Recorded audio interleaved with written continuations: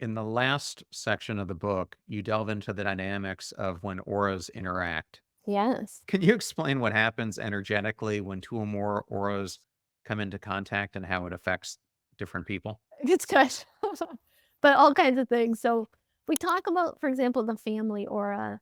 I have a degree in education, and so in my very early years, I was a teacher, and when I was teaching kindergarten and preschool, I was also a nanny when you're putting your working for school and stuff like that.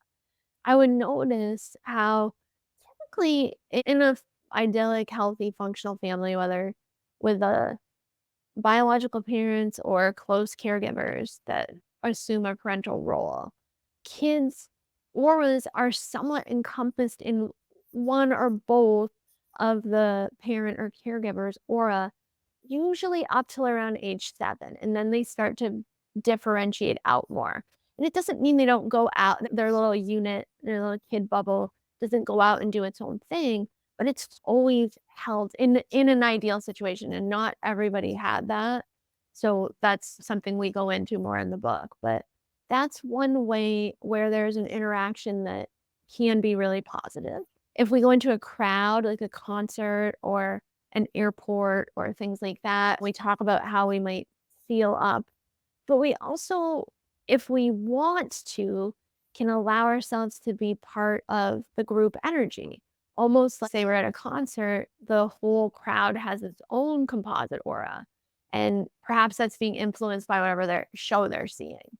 So we can participate in that to the degree with which we choose if we're aware of it.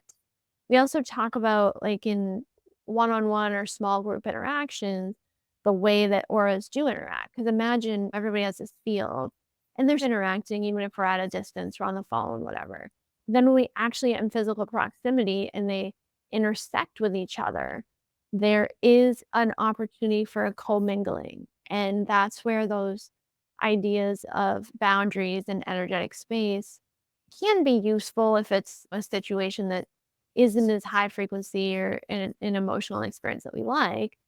And if it is, then we can allow the commingling and experience it, because really we may not, we all have views perhaps on what the point of life is, but part of the beauty of life can be the interaction, the love of a parent to a child, or the interaction between friends where they're really having this really wonderful conversation when they're having lunch and things like that, sitting at a table with each other, and their auras are probably touching. When we hug somebody, auras are interconnecting, they're overlapping.